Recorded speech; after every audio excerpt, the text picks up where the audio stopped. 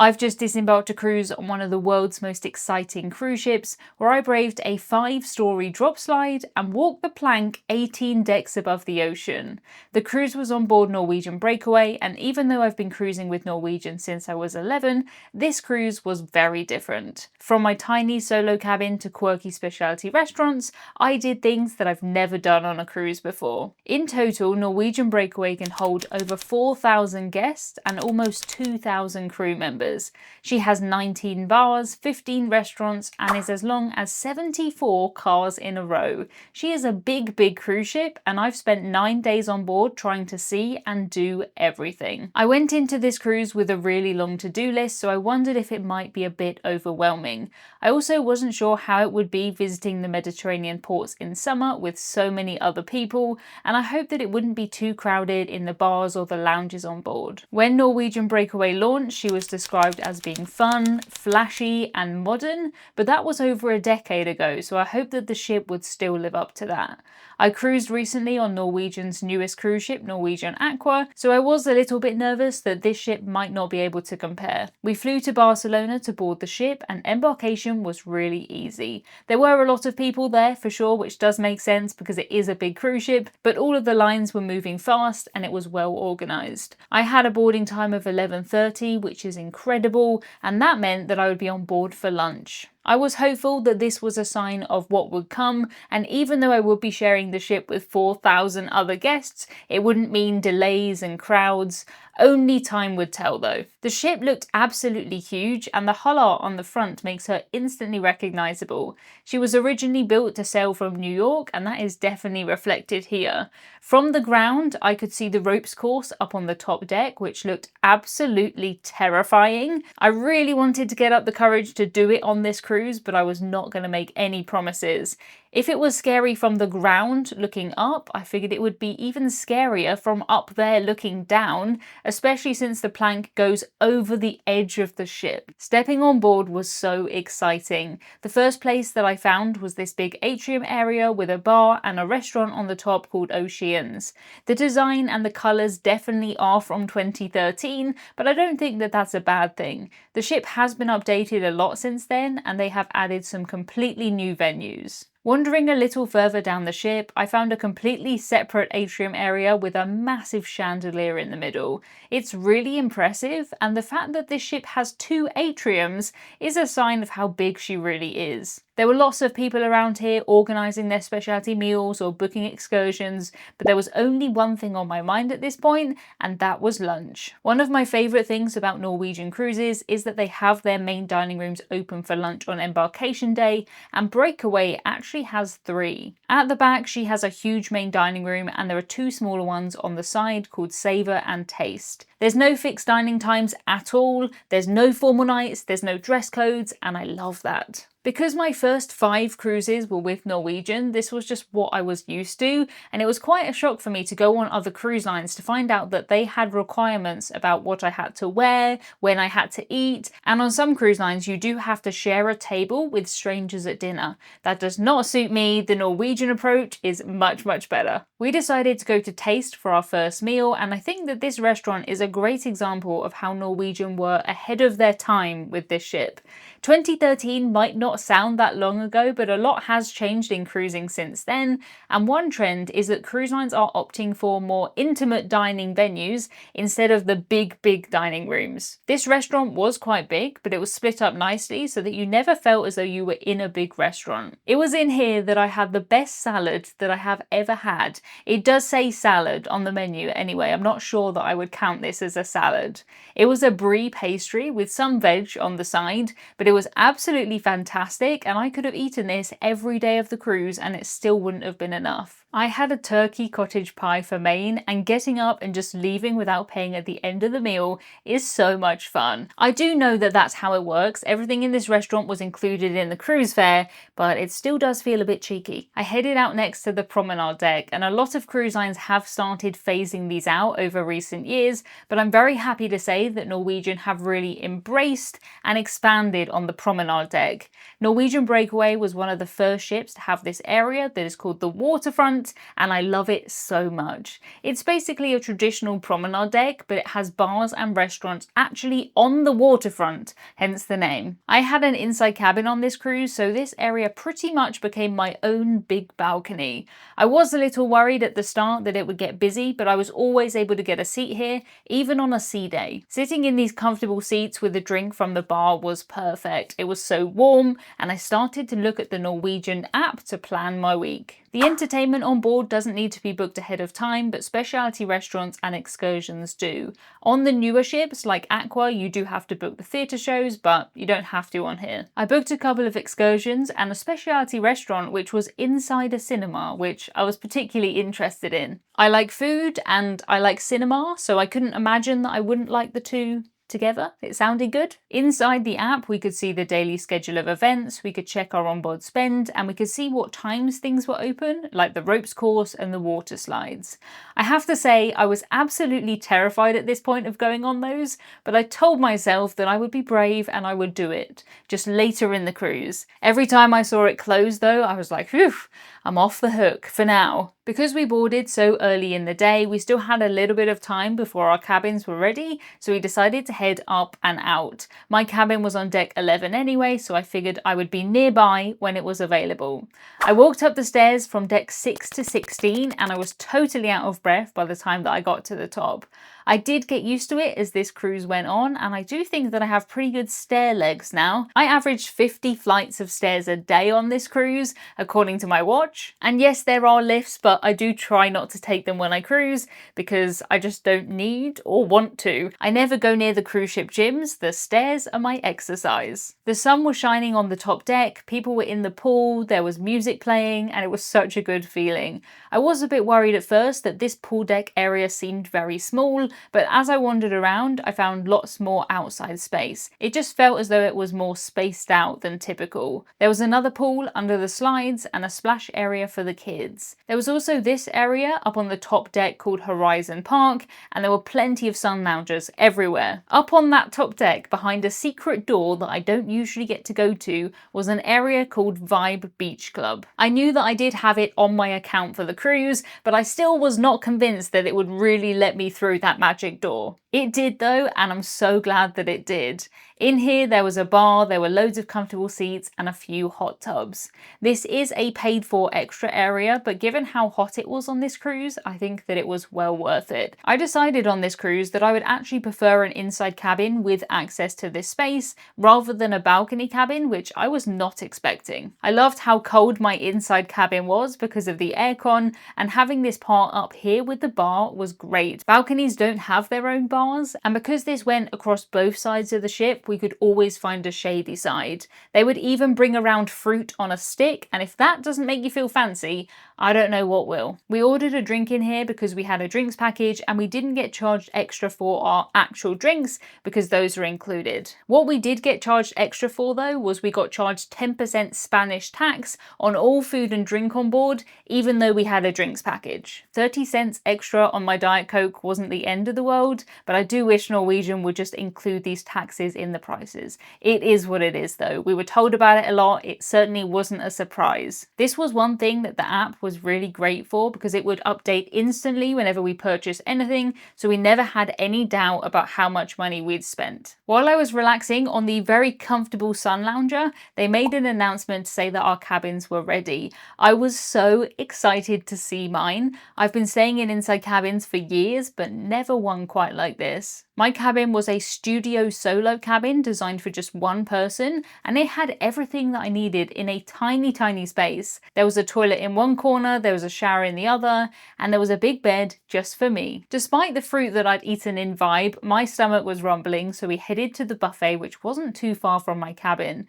The buffet on Norwegian Breakaway is absolutely massive, and it stretches down two sides of the ship and around the back. It is by far the biggest buffet that I've ever seen on a Norwegian ship, and I would say the best too. Not just because of these carvings, although I do like Mr. Melon Mouse here. If anyone has a name suggestion for him, please let me know. We could call him Melon Mouse Monty or Melon Mouse Melvin, something like that. Thank you so much to everybody who suggested the name Octobrock for this guy in my Norwegian star video.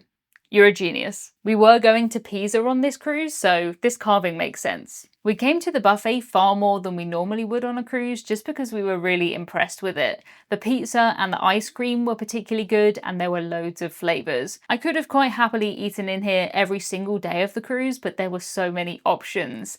There was tea, coffee and juices in here too, and we were never unable to get a seat even on the busiest sea day. I'm sure that was helped by the fact that it was a lovely warm weather cruise, so a lot of people did sit outside and we did too. The weather that we had on this cruise was ideal. It was hot but not too hot, so some people would be outside but not everybody would be, and that meant that the guests were just spread out. That probably had something to do with why this cruise didn't really feel too busy at any point. I saw on the schedule next that there was a show in the theatre called Red, White and British. I am British if you can't tell by my accent, and Norwegian Cruise Line are a very American cruise line. You would be forgiven for thinking that they were Norwegian, but they're not Norwegian, they are American. I was really looking forward to the show, but I was also kind of prepared to be offended at bad British accents and a show that was almost entirely the Beatles, because normally that's what it is when you go and see a British music show. It wasn't that at all though. It was an hour long, it was full of costumes and there was loads of song variety. I really enjoyed it, and the theatre itself is lovely too. It has cup holders and it has bar service.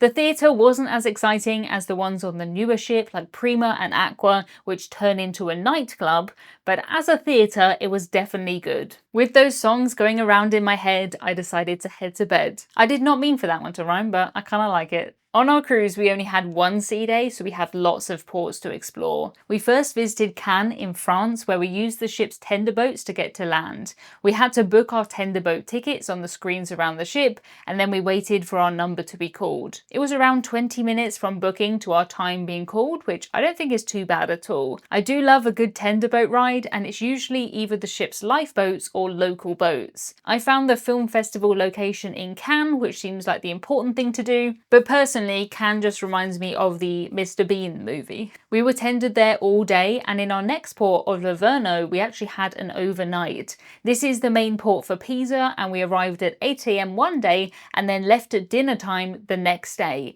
That meant that we could explore in the evening, which was great because it was much cooler and much quieter.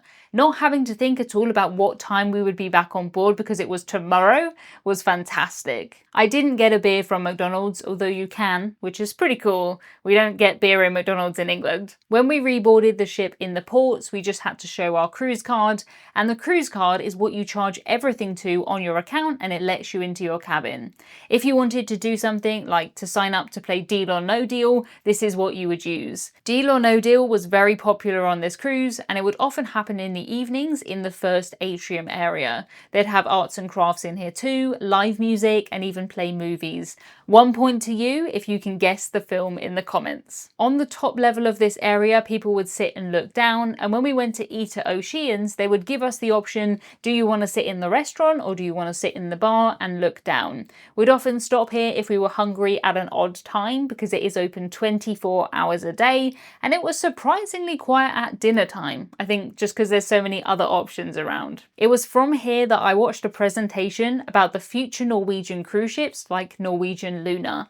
I actually knew these trivia questions too, which made a really nice change. I remember watching these video presentations about the new ships when I was on cruises as a teenager. They were probably back then talking about the new exciting Norwegian Breakaway coming in 2013, and never did I imagine that I would be on board in 2025, and I never knew I'd be talking about it on the internet. Just to the side of Oceans, there's a pool table and an arcade area, and it was here that we played a game of bowling. These games do cost money, but I had onboard credit on my account, and to me that does make it feel as though it is free. I know it's not, but it is a clever way to get me to go bowling. It was good fun. It's not exactly proper bowling if you do want to really practice how to bowl, but it was a good laugh. The balls are really tiny. We weren't moving at all at this point, so I can't blame my bad score on that. This was not my favourite game on the ship though. I knew that there was a real arcade on board, and I used to spend hours playing Pac-Man on the first cruise that I took at 11. Since then though, my tastes have changed a little,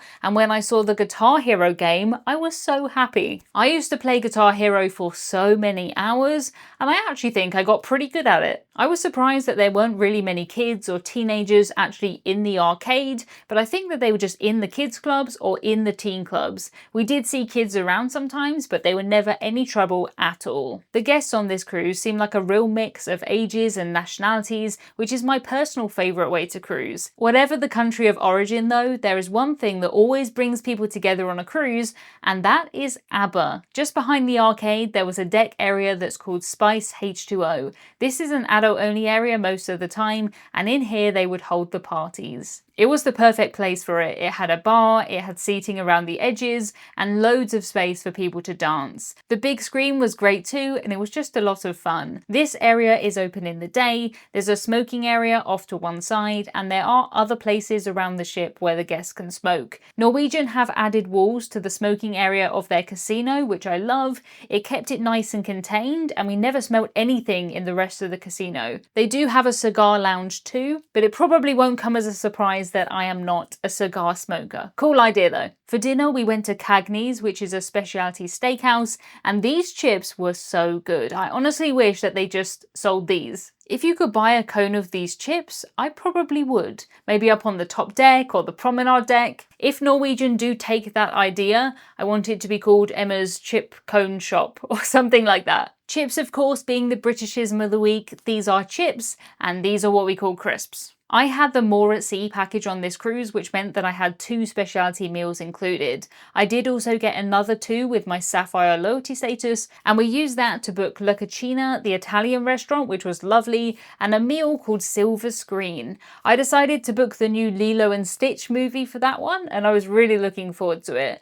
I heard that there would be unlimited sweets, so I was in. We decided to have an evening drink in the whiskey bar before heading to bed. There were lots of small bars on board, including one which is an ice bar, but I knew that to try every single one on this cruise, I would have to order a drink from at least 2 or 3 different bars every single day. The next day we were visiting Civitavecchia, the port of Rome, and then heading on to Naples. In Naples we joined a cruise line excursion to visit Pompeii, which is somewhere that I've always wanted to go.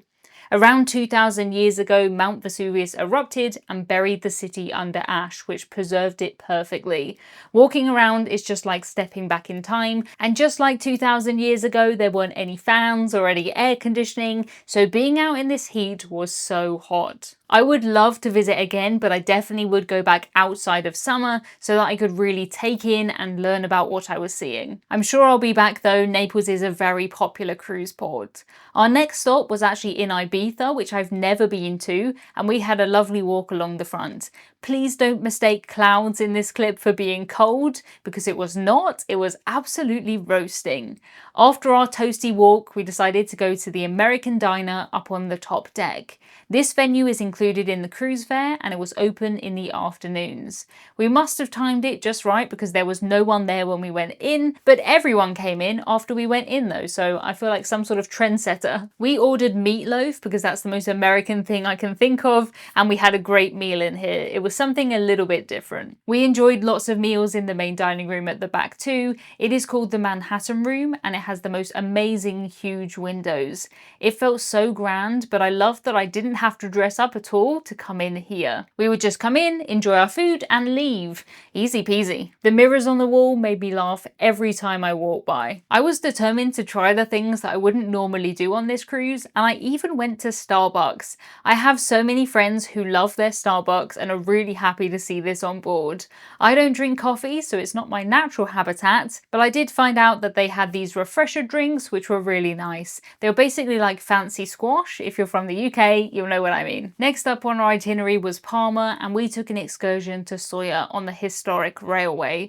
It was so peaceful, so quiet, and it reminded me of the White Pass railway that I went on when I was in Alaska on board Norwegian Encore. We also had some free time to explore the town, and I found this cute pig. Back on the ship, we headed to another very popular place on board, which was the Headliner's Bar. Dueling pianos was what was happening in here when I was wandering around before my Silver Screen specialty meal. This does sound like a piano show, and I suppose it is, but I would say it's more of a comedy show with pianos rather than the other way around. It's a little bit interactive for my liking, but the crowd seemed to really enjoy it. There was no shortage of entertainment on this cruise, and I loved just being able to go for a wander to see what was happening where. After a little while in Headliners, I decided to head across the street to Sid Norman's. Okay, I know it wasn't a road, but it does feel as though you're crossing the street to get to the next venue. This was a small bar where they would host things like karaoke. It's a very cool venue, it's very dark, it's very moody, and it's very small on purpose. When they do the shows in here, you usually have to arrive early to get a seat,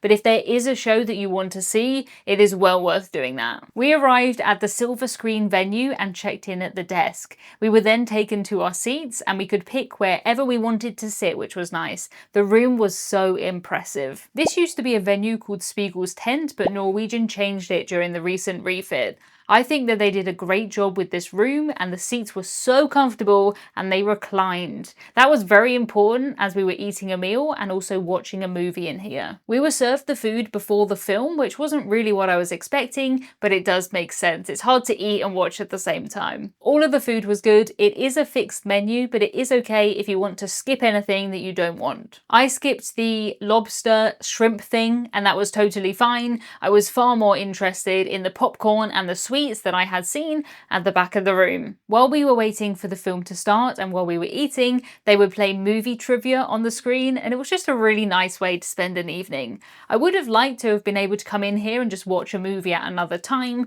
but I was so happy that we could use our dining credits to eat in here. It wasn't something that I would ever normally do on land, and that's the kind of thing that I think is most fun to do on a cruise. Or that is what I told myself when I was stood at the top of the water slide, waiting for the floor to drop out beneath me. To find out what my first ever cruise ship zipline experience was like, and if I made it over the loop of this slide, check out this video next. Spoiler alert, no I did not. But I'll see you there in 3, 2, 1.